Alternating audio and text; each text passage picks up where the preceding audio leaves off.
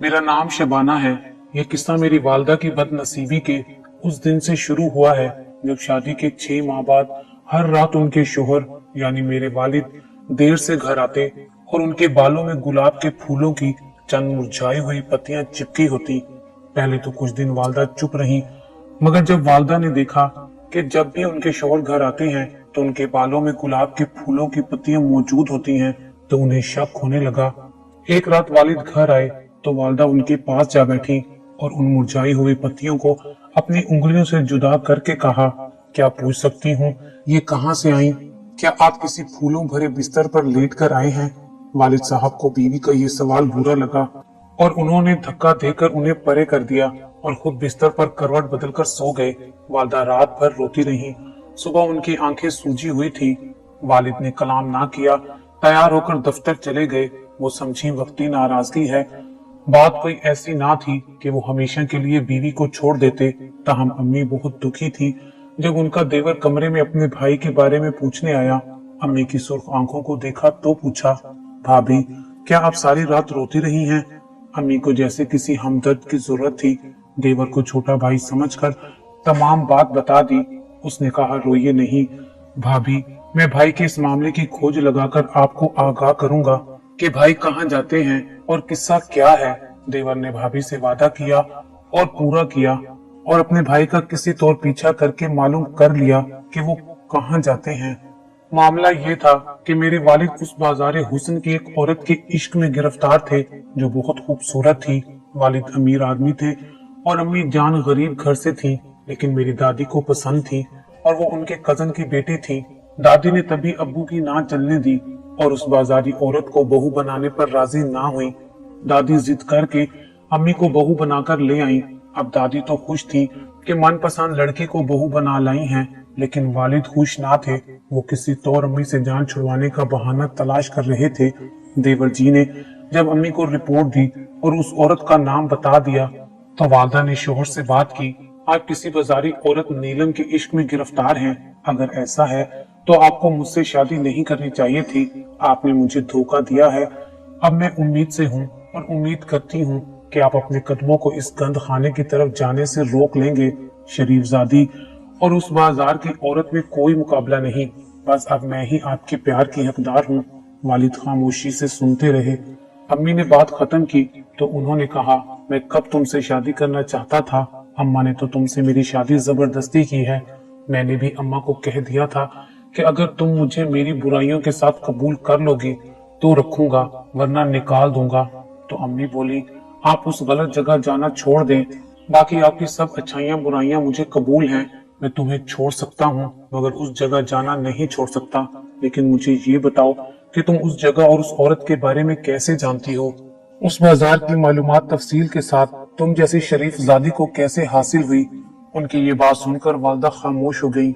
लफसील ये क्योंकि देवर ने कसम दी थी कि भाभी आपके शोहर के बारे में तमाम मालूमात हासिल करके दूंगा, लेकिन खुदारा मेरा नाम ना लीजिएगा वरना भाई बड़े गुस्से वाले हैं, मुझे जिंदा नहीं छोड़ेंगे।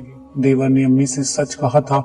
इस बात का सबूत उनको उस वक्त मिल गया जब एक दिन वालिद बहुत गुस्से में थे और उन्होंने मेरी वालदा को बुर्का पहनाकर अपने छोटे भाई से कहा, जाओ इसको इसके बाप के घर छोड़ाओ।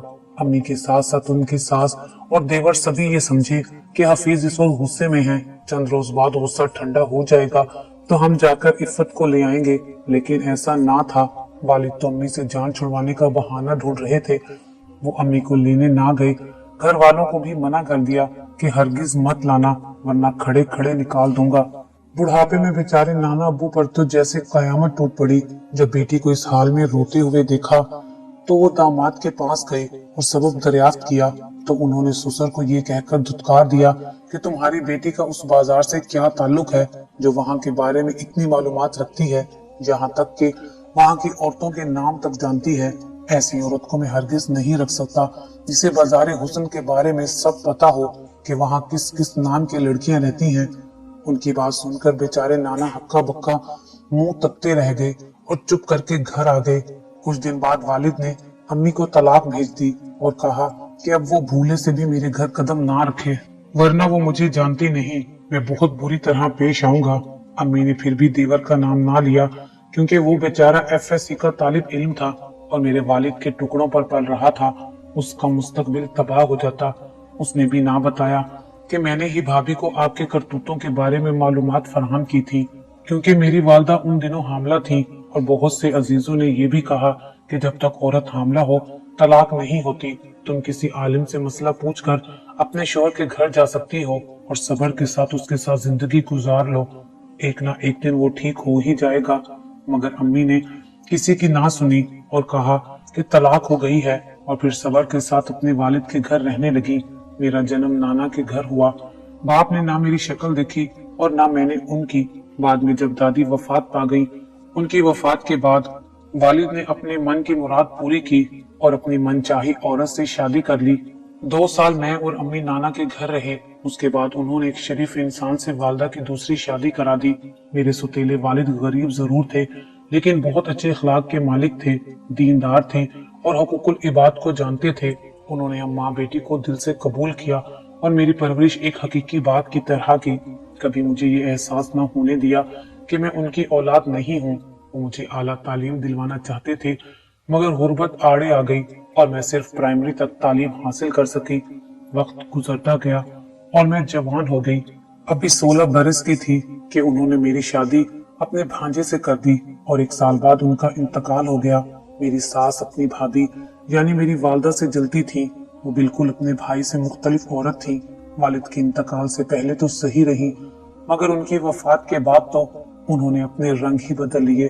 मैंने तो कभी सोचा भी ना था कि वो इस कदर बदल जाएंगी। अब वो मुझे माँ से मिलने ना देती थी। वालदा को न आने की इजाजत थी और न मुझे उनके पास जाने की इजाजत थी। मेरी वालदा बीमार थी, मगर मैं उनकी अयादत को ना जा सकती थी।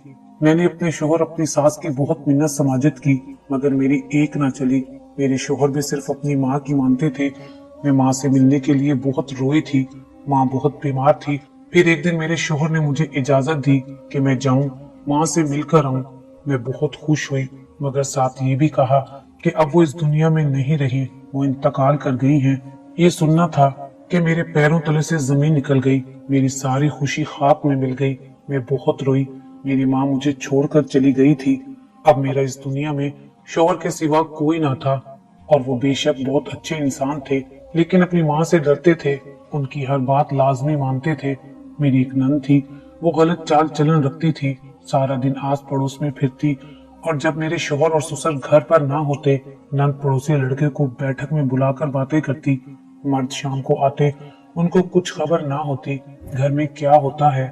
मुझे अपनी नंद की हरकतों के बारे में सब पता था, मगर सास के डर से मैं जुबान ना खोलती। अगर शोहर को बताती तो उनकी माँ मेरा जीना दोभर कर डालती। खामोशी में ही मैंने अपनी आफियत जानी, ये सोचकर कि जो जैसा करता है वैसा भरता है। मैं अपनी नंद की चुगली करके बुरी बनूंगी तो कहाँ जाऊंगी। सच है, बुराई को छुपाना कभी बहुत महंगा पड़ जाता है। ऐ काश मैं अपने खामद को आगाह कर देती। आखिर को उनकी बहन हमारे घर की लाज थी, उनकी इज्जत थी। एक रोज दोपहर का वक्त था, मैं किचन में खाना बना रही थी कि मेरी नंद तानिया भागी भागी आई और बोली, भाभी मुझे छुपा लो, अब्बा और भाई आ गए हैं। मैं कुछ न समझी, वो बुखलाई हुई थी। मैंने उसकी हालत देखकर उसे अपने बेडरूम में छुपा दिया। तभी ससुर और शौहर के किसी को गालियां देने की आवाजें आने लगी। मैं दौड़ी दौड़ी बैठक में गई। वो पड़ोसी लड़के को दोनों मिलकर मार रहे थे। नजारा देखकर खौफ से कांप गई और मैंने उनको रोकना चाहा कि कहीं वो उसे मार ही ना डालें। मेरे बीच में आने से लड़के को भाग निकलने का मौका मिल गया। उसकी जान तो बच गई, मगर उसके भागने के बाद अब सारा गुस्सा ससुर साहब और शोहर ने मुझ पर निकाला कि तानिया अगर बैठक में उस लड़के के साथ थी तो तुम कहाँ थी? तुम भी तो घर में होती थी और अब वो कहाँ है? उन्होंने घर में उसे ढूंढा। कैसे बताती कि वो मेरे कमरे में मेरी अलमारी के पीछे छुपी हुई है। बिलाखिर उन्होंने उसे ढूंढ निकाला और घसीट कर बाहर लाए। किसने तुम्हें यहाँ छुपाया है? वो बोली, किसी ने नहीं, मगर हाथ से मेरी जानिब इशारा कर दिया। वो तो पहले ही गुस्से में आपे से बाहर हो रहे थे और इस बात का सारा इल्जाम मुझ पर धर दिया कि मैं अपनी नंद को उस लड़के से मिलवाती हूँ। मेरी नंद ने बचने के लिए मुझे भी अपने साथ शामिल कर लिया। मैंने लाख कहा कि ऐसा नहीं है, मगर वो ना माने। मेरे खावत ने कहा, अगर तुम मेरी बहन के इस खेल में शरीक नहीं हो तो पहले मुझे क्यों ना बताया कि पड़ोस का लड़का घर आता है और बैठक में तानिया से मिलता है और फिर तुमने उसे अपनी अलमारी के पीछे क्यों छुपाया? असल में तुम हमारी इज्जत की दुश्मन हो। अभी ये किस्सा चल रहा था कि सास आ गई। वो भी चिल्लाने लगी कि इसने मेरी बच्ची को खराब किया है। ये अगर साथ ना देती, इसकी पर्दापोशी ना करती और कम से कम मुझे ही बता देती तो आज ये तमाशा ना होता। भला मैं कैसे बताती उस डाइन को जो मुझे कच्चा चबाने के दर पर रहती थी। सास को मौका मिला था तो उसने मुझे उसी वक्त घर से बाहर निकलवा दिया। मेरा कोई ठिकाना ना था। उस वक्त कहाँ जाती? मिन्नत की कि मत निकालो। कहाँ जाऊंगी? बोली जहाँ जी चाहे चली जाओ, वरना मेरी लड़की को मरवा कर दम लोगी। उल्टा चोर कोतवाल को डांटे वाली बात हो गई। मेरे ननियाल में सिर्फ मामू थे। बड़ी मुसीबत उठाकर उनके पास लाहौर पहुंची, लेकिन जो ही मोमानी ने मेरी बर्बादी की दास्तान सुनी, मुझे रखने से इनकार कर दिया। बोली 2-4 दिनों की बात और होती है, उम्र भर कौन किसी को रखता है बीबी। अपना ठिकाना ढूंढो, नहीं तो अपने बाप के पास चली जाओ। मोमानी का कहना था अच्छी भली नेक सीरत बीवी को यूं कोई शोहर अपने घर से नहीं निकालता। जरूर कोई ऐब देखा होगा जो यूं खड़े खड़े निकाल दिया। तुम्हारा भी उस लड़के के साथ कोई न कोई चक्कर जरूर होगा। बीवी की बातों पर मामू भी खामोश थे। मुझे अपनी माँ के सगे भाई से ऐसी उम्मीद ना थी। मैंने कहा मामू आप ही मोमानी को समझाइए या फिर कुछ दिन बाद जाकर मेरे ससुर और शोहर से बात कीजिएगा, तब तक मैं यही रहूंगी। मोमानी ने दोबारा कहा तुम्हारा सगा बाप मौजूद है इस दुनिया में, उसके पास क्यों नहीं जाती हो? मैंने जवाब दिया मुझे अपने सगे बाप का पता मालूम नहीं है।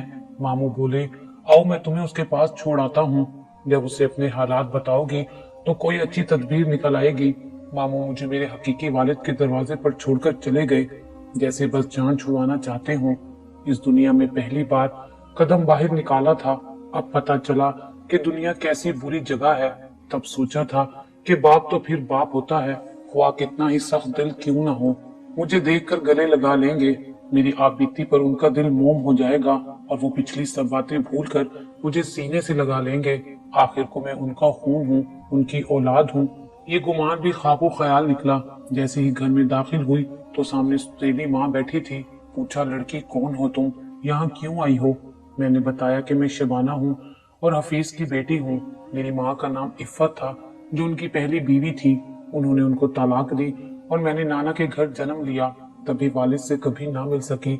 आज मामू यहाँ छोड़ गए हैं। मुख्तसिर अपनी आप बीती सुनाई।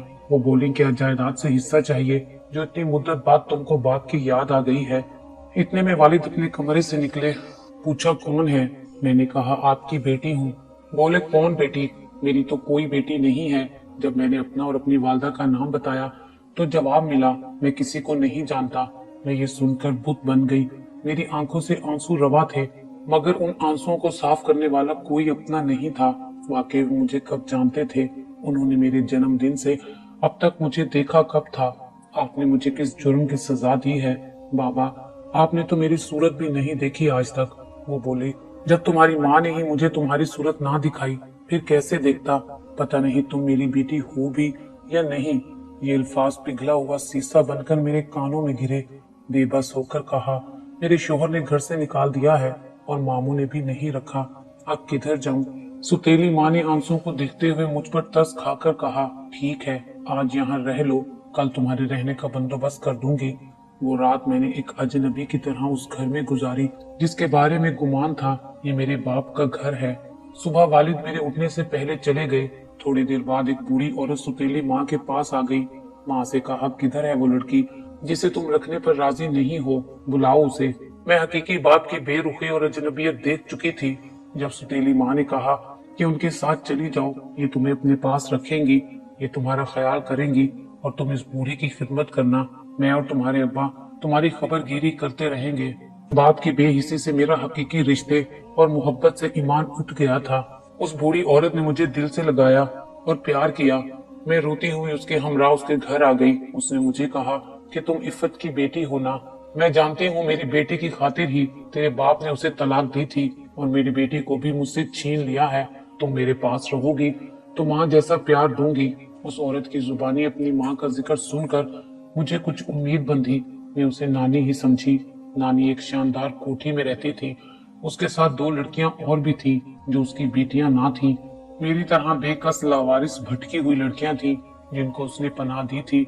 मुझे भी पनाह मिल गई, मगर आबरूमंदाना छत के तले नहीं, गुनाह की दलदल में बसने वाली ये बूढ़ी नौजवान लड़कियों की कमाई हुई दौलत पर ऐश करती थी। वो भी जवानी में यूं ही भटक कर इस बाजार तक आ गई तो उम्र भर के लिए गुनाह की कब्र में उतर गई।